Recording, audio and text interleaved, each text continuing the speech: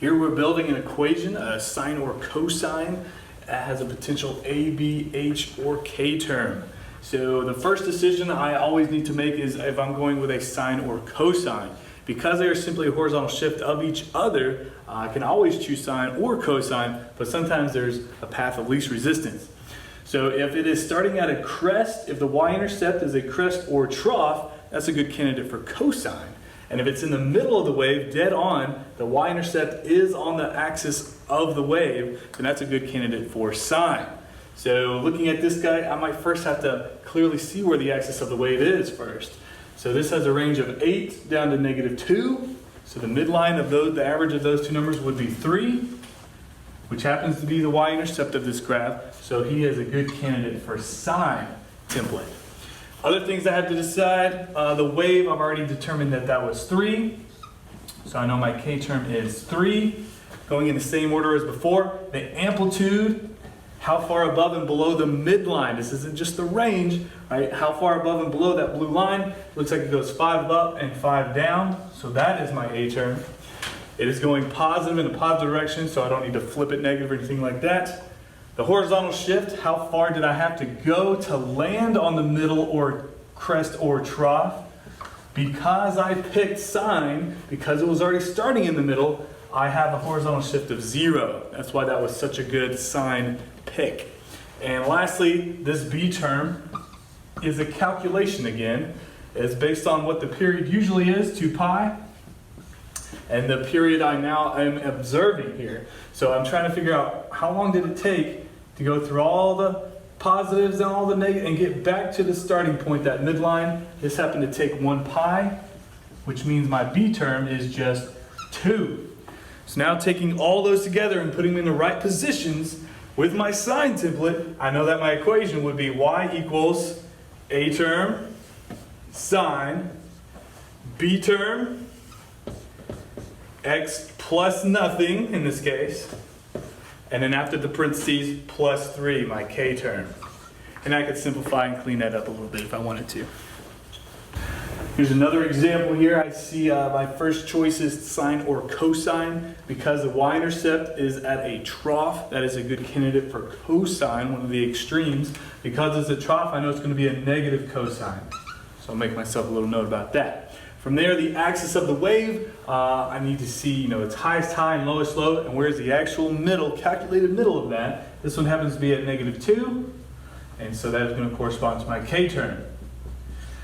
Off that -2, off that axis of the wave, I need to figure out how many units was it to the top and bottom, which should be equal if I chose this correctly, and that's 2 above and 2 below. So my a term is just 2, range of 4, amplitude of 2.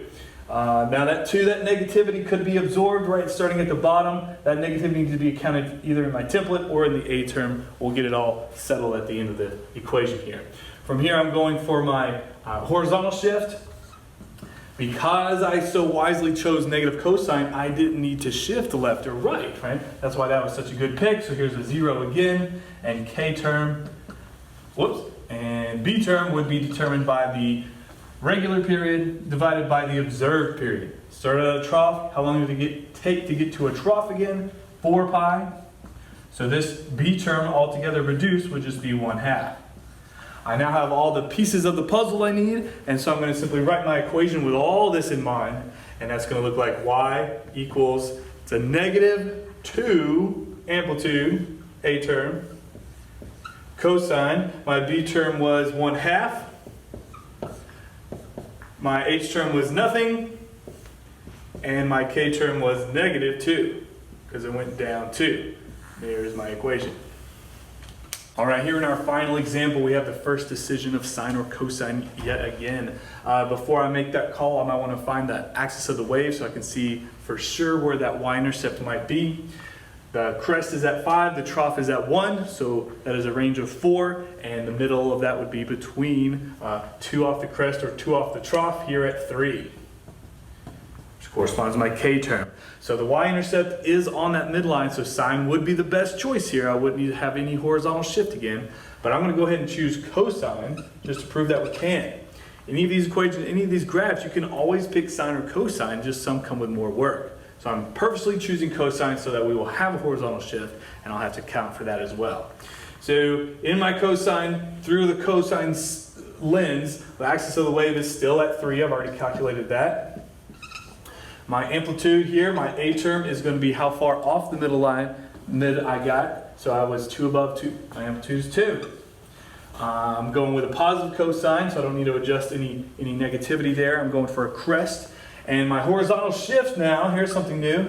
Because I went with cosine, I have to account for how far would it have to have shifted to get back onto that y-axis. And so that distance here, corresponding to my scale, it took 1 block to get over to the actual crest where cosine usually starts.